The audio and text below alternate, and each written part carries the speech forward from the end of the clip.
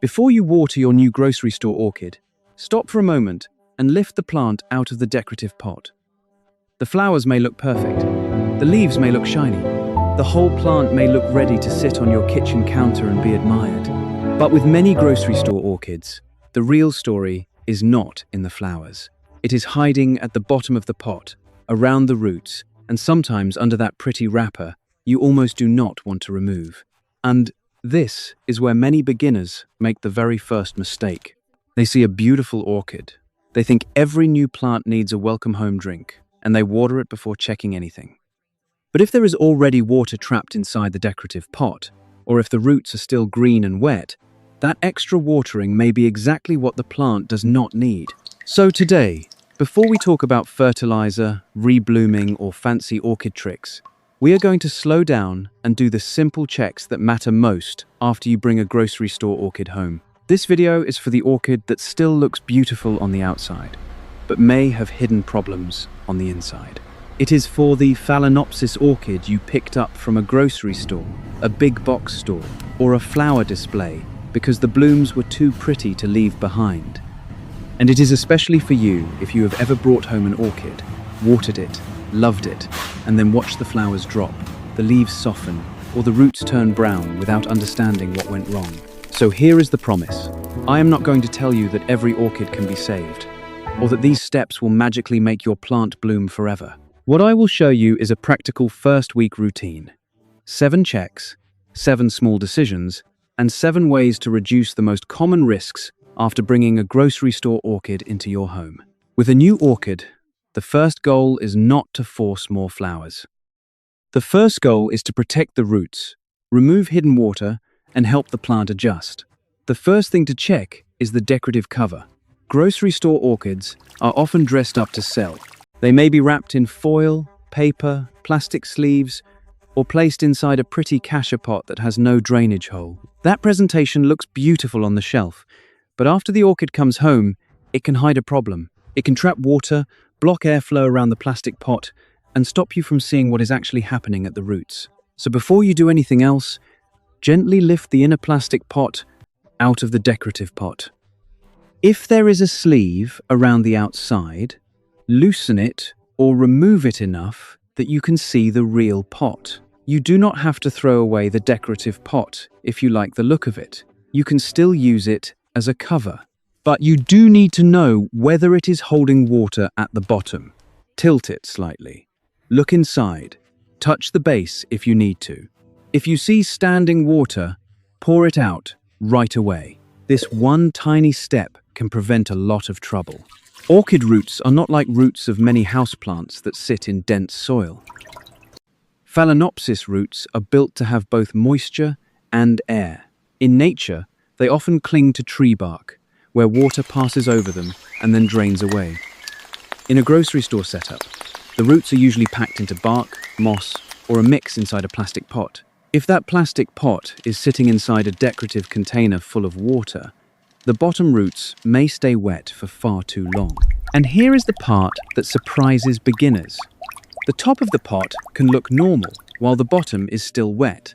The flowers can look fresh, while the roots below are slowly losing oxygen. The plant can sit on your table looking elegant, while the hidden water at the bottom creates the conditions for root rot. That is why the first check is not glamorous, but it matters.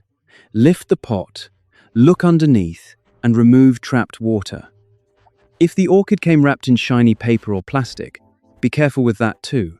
Sometimes the wrapper is tight around the pot, and after watering, it can catch runoff water like a little bowl. It can also keep the pot from breathing. You do not always need to remove every decorative piece immediately if the plant is dry and stable. But you should never let the wrapper become a hidden reservoir. If water collects inside it, open it, drain it, or remove it.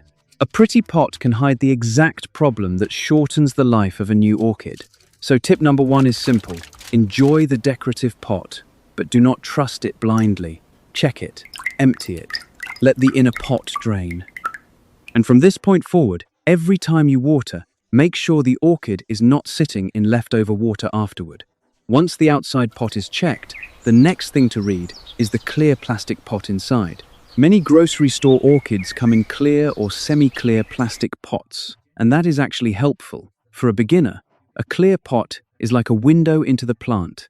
It lets you see the roots, the moisture, the bark or moss, and sometimes even the problem before it becomes severe.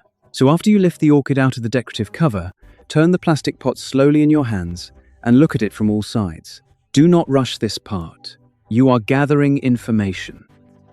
Is the pot packed with bark, sphagnum moss, or a mixture of both?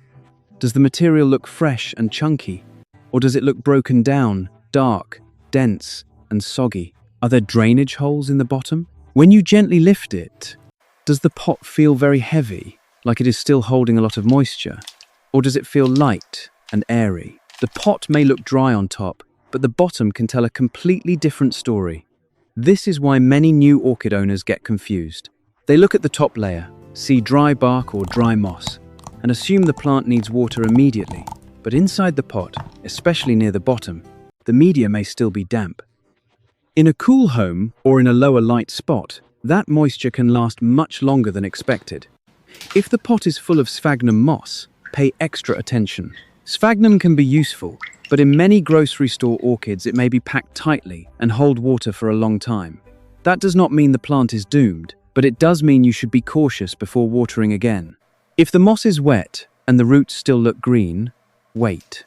If it smells sour, looks slimy, or the plant feels loose, inspect the root zone more closely. If the orchid is in bark mix, look at whether the bark pieces are still chunky and open.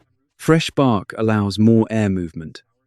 Old bark can break down and hold more moisture than it should. Again, do not panic just because the bark is not perfect. A new orchid does not automatically need a full repot on day one. But the media tells you how carefully to water and how closely to watch during the first 2 weeks. Also, check the drainage holes. Some decorative arrangements make it hard for water to escape. Sometimes the inner pot has holes, but the outer pot does not. Sometimes the inner pot drains well, but only if it is removed from the cover pot first.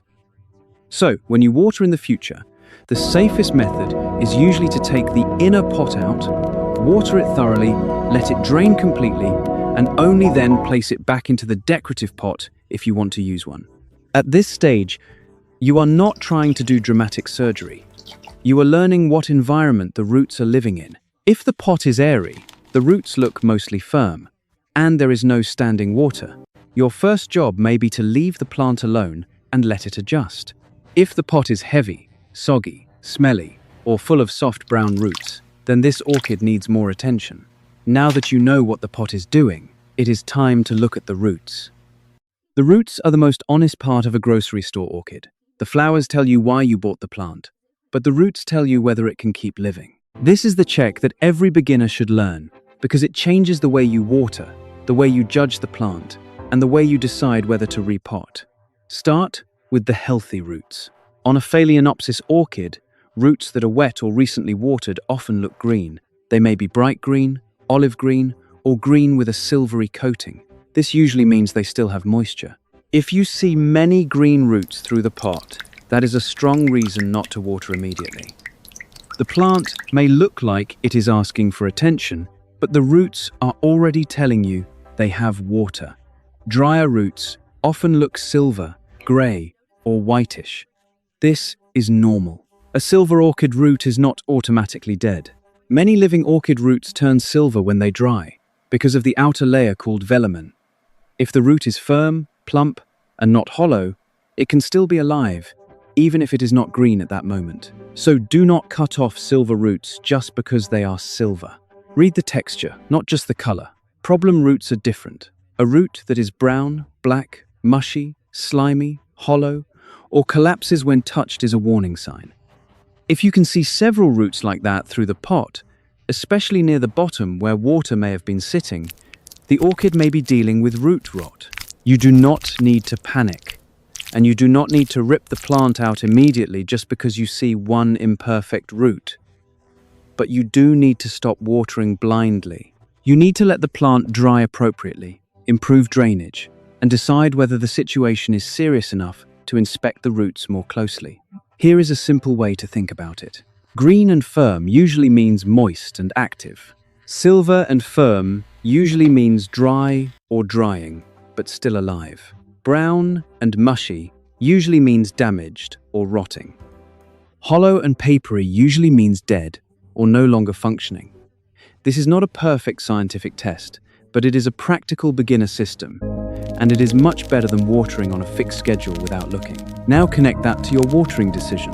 If the roots are green, the pot feels heavy, and the media looks damp, do not water just because the orchid is new. If the roots are mostly silver, the pot feels lighter, and the bark or moss is approaching dry, then watering may be appropriate. If the roots look brown and mushy and the pot is wet, watering again is usually the wrong direction. The plant does not need more water sitting around damaged roots. It needs air, drainage, and careful evaluation. This is the mistake that feels helpful but can quietly damage a new orchid. A beginner sees a plant, worries about neglect, and gives water as a form of care. But orchids are often harmed less by missing one watering than by sitting wet for too long. Especially with a grocery store orchid, you do not always know how it was watered before you bought it. It may have been watered at the store recently. It may have been sitting in a sleeve that kept the bottom wet. It may have been displayed in low light, where the pot dried slowly. So, your job is not to continue a schedule you do not know. Your job is to read the plant you have in front of you. Look at the roots every day for the first few days if you are unsure. Not to fuss with the plant, but to learn its rhythm. You may notice green roots slowly turning silver as the pot dries. That teaches you something important. The orchid does not follow your calendar. It follows moisture, light, temperature, airflow, and the condition of the potting media. Also remember that roots outside the pot may look different from roots inside the pot. Aerial roots can be silver, dry-looking, or curved in odd directions. And that does not mean something is wrong. Do not cut healthy aerial roots because they look messy. They are part of the plant. If they are firm, leave them alone. The goal is not to make the orchid look perfect. The goal is to keep the functioning roots alive. And do not judge root health by the flowers alone. A grocery store orchid can bloom beautifully even if some roots are already struggling, because flowers may have developed before the plant reached your home. That is why the plant can look impressive and still need careful root attention. The blooms are the display. The roots are the foundation. So tip number 3 is this. Before you water, read the roots. Green roots usually ask you to wait. Silver, firm roots may be getting closer to watering time. Brown, mushy roots ask you to slow down and investigate. Once you understand the roots, the next question is not just when to water, but how to water without trapping moisture again. When your orchid actually needs water, the goal is to water thoroughly and then let the pot drain completely. This is different from giving a tiny splash on top every few days. A small splash can wet the top without reaching the roots evenly, and it can keep the surface confusing while the lower pot stays unpredictable. A better beginner method is to take the inner pot out of the decorative cover. Water the potting media evenly. Let water run through the drainage holes, and then allow the pot to drain until it is no longer dripping. After that, check the decorative pot before placing the orchid back inside. This is the step many people skip. They water, the plant drains a little, they put it back into the cover pot, and the remaining water collects at the bottom. The orchid then sits over that water for hours or days. If the bottom of the inner pot touches the water, the lower roots stay wet. So drain first, then return the plant. Be careful with the crown of the orchid too. The crown is the central point where the leaves meet. Try not to let water sit there, especially if your home is cool or airflow is low. A little accidental water is not a reason to panic, but do not leave it pooled in the crown. If water collects there, gently blot it with a paper towel. Crown rot is something beginners should avoid, and good watering habits reduce that risk. Watering in the morning is usually safer than watering late at night, because the plant has more time to dry during the day. This matters in homes with air conditioning, lower temperatures, or limited airflow. The exact watering frequency will change depending on your home. A plant near a bright window may dry faster than one in a darker room. Bark may dry faster than tightly packed moss. A warm, dry home may need a different rhythm from a cool, humid home. This is why Water once a week should be treated as a rough idea, not a rule. Sometimes the best first watering decision is to wait one more day and check again. That can feel strange if you are used to caring for plants by doing something. But with orchids, patience is care. If the roots are still green, the pot is heavy, and the media is damp, waiting is not neglect. It is listening. Do not build your care around a fixed shortcut, whether it is a calendar day or a simple store tag. Roots, drainage, media, light, and airflow tell you more than any universal watering trick. And avoid heavy fertilizer right after bringing the orchid home, especially if the roots are questionable. In the first days, focus on water, air, roots, and light. Water is only half of the first week's story. The window you choose can change how fast the pot dries, how much energy the leaves receive, and how stressed the orchid becomes. So after you have checked the pot, drained hidden water, and read the roots, the next major decision is where the orchid will live. Phalaenopsis orchids usually prefer bright, indirect light. That phrase sounds simple, but beginners often misunderstand it. Bright, indirect light does not mean a dark corner across the room where the plant barely receives light. It also does not mean hot, direct afternoon sun blasting through a window. It means a bright area where the plant receives plenty of light without being scorched by harsh, direct sun. In many homes, a bright east-facing window can work well because morning light is gentler. A south or west window may also work if the orchid is set back from the glass or filtered with a sheer curtain, depending on how intense the sun is in your space. The exact window matters less than the result. Bright enough for the plant to function, soft enough that the leaves do not burn. Even if you water perfectly, the wrong window can still make a new orchid struggle. If the plant is kept too dark, the pot may stay wet longer. The roots may have less support from the leaves, and the plant may slowly weaken after the flowers fade. If the plant is placed in hot, direct sun, the leaves can develop burned patches, the flowers may fade faster, and the whole plant may become stressed. So your first week setup should be bright, stable, and gentle. Pay attention to temperature and airflow as well. Do not place the orchid directly in front of an air conditioning vent, heating vent, or a cold draft. A grocery store orchid has already gone through changes: greenhouse, transport, store display, car ride, and now you're home. The more stable you can make the environment, the better. That does not mean the plant needs a perfect greenhouse. It means you should avoid extremes. Once you choose a good spot, try not to move the plant every few hours. The orchid does not need constant rearranging. Choose a bright, indirect spot. Watch how the plant responds and give it time. Stability is part of the care. The right light also helps you water better. A plant in good light will use moisture more predictably.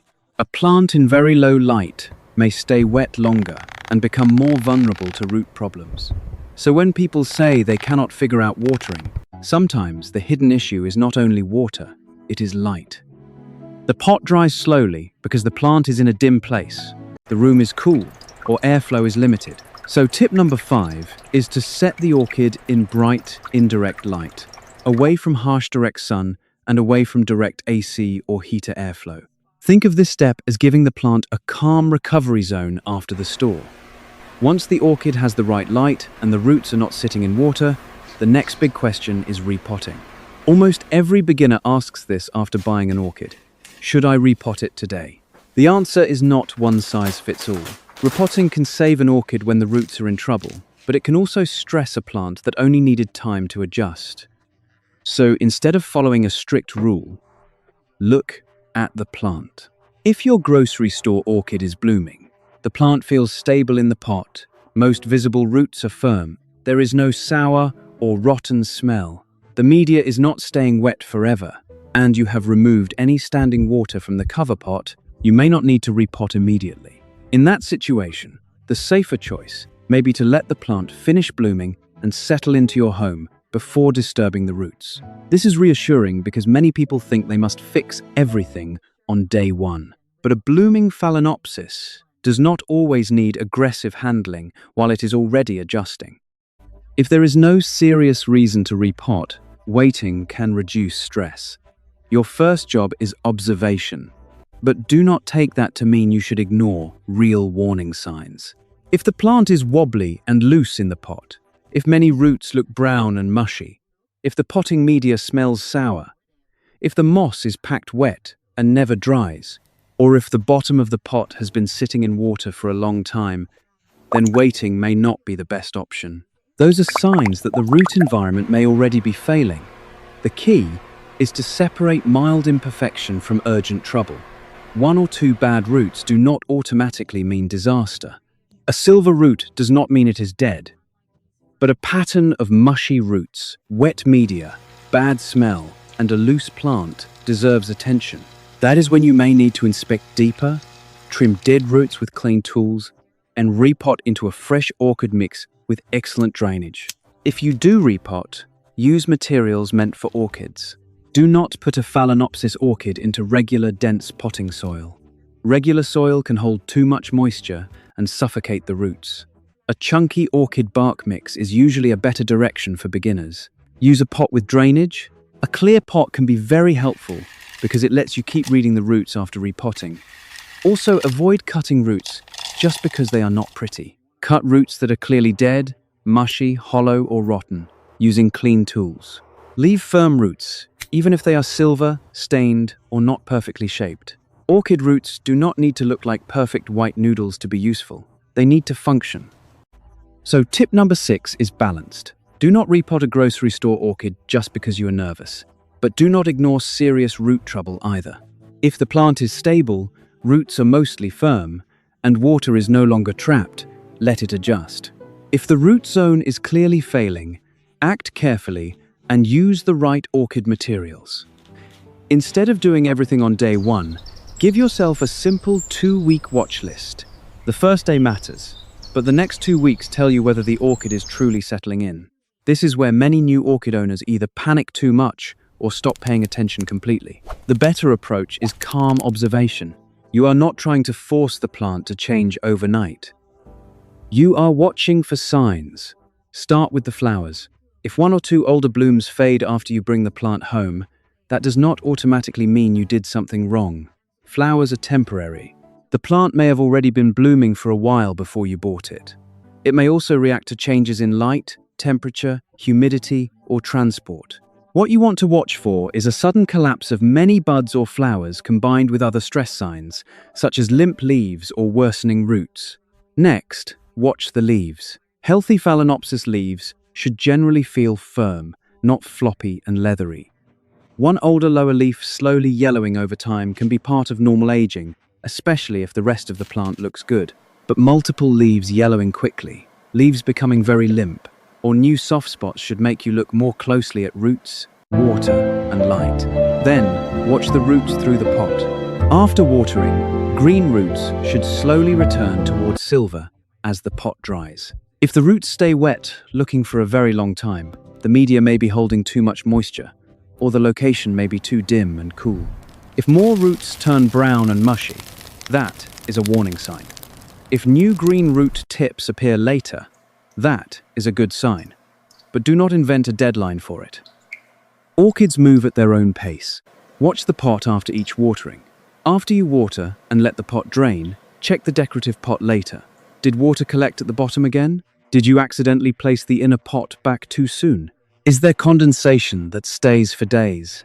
These small observations help you prevent the same hidden water problem from returning. Do not keep changing everything at once during the first 2 weeks. If the orchid is in a good, bright, indirect spot, roots are not sitting in water, and the leaves look stable, let it be. New growers sometimes love the plant to death by moving it, watering it, misting it, fertilizing it, repotting it, and inspecting it constantly. Your orchid needs care, but it also needs consistency. Be gentle with fertilizer during this settling period. If the plant is stressed, roots are questionable, or the pot is staying too wet, fertilizer is not the first solution. Roots must be able to function before feeding becomes useful. In the beginning, good watering and good light matter more. Also remember that flower drop is not the same thing as plant death. Many people throw away an orchid after the blooms fade because they think the plant is finished. But a Phalaenopsis orchid can live beyond its first bloom cycle if the leaves and roots are cared for. The flowers are temporary. The plant is the leaves, roots, crown, and future growth. So your 2-week watch list is simple. Check that no water is trapped in the decorative pot. Watch the roots change from green to silver as they dry. Make sure the leaves stay firm. Keep the orchid in bright, indirect light. Avoid hot direct sun and direct vents. Do not repot unless the plant gives you a real reason. Do not water just because you feel like you should. Let the plant tell you what it needs. Now, let's put all 7 tips together into one simple grocery store orchid routine. First, lift the orchid out of the decorative pot and check for hidden water. Second, look at the inner pot and the condition of the bark or moss. Third, read the roots before you decide to water. Fourth, water only when the plant actually needs it and let the pot drain completely. Fifth, place the orchid in bright, indirect light, away from harsh sun and direct AC or heat. Sixth, do not repot immediately unless there are real signs of root trouble. Seventh, watch the flowers, leaves, roots, and pot moisture during the first 2 weeks. If you remember only one thing from this video, remember this: do not judge a new orchid by the flowers alone. The flowers are what made you notice the plant. The roots are what will decide whether the plant has a future in your home. A grocery store orchid can look perfect on the shelf and still have a wet cash pot, packed moss, or roots that need attention. Clear. But it can also look intimidating and be completely manageable once you know what to check. Orchid care becomes much less mysterious when you stop treating every plant the same and start reading the clues in front of you. Is there water trapped below? Are the roots green, silver, or mushy? Is the pot drying at a reasonable pace? Is the light bright but gentle? Is the plant stable enough to leave alone? Or is there a real reason to repot? Those questions are more useful than any rigid schedule. So before you water your new grocery store orchid, check this: the decorative pot, the drainage, the roots, the media, the light, and the first signs of stress. Protect the roots first, and your orchid has a much better chance to stay healthy after the first bloom is gone. You do not need to do everything on the first day. You just need to avoid the hidden mistakes that quietly damage so many new orchids. Start with the pot. Read the roots. Give the plant bright, indirect light. Let it drain. Then give it time to settle in.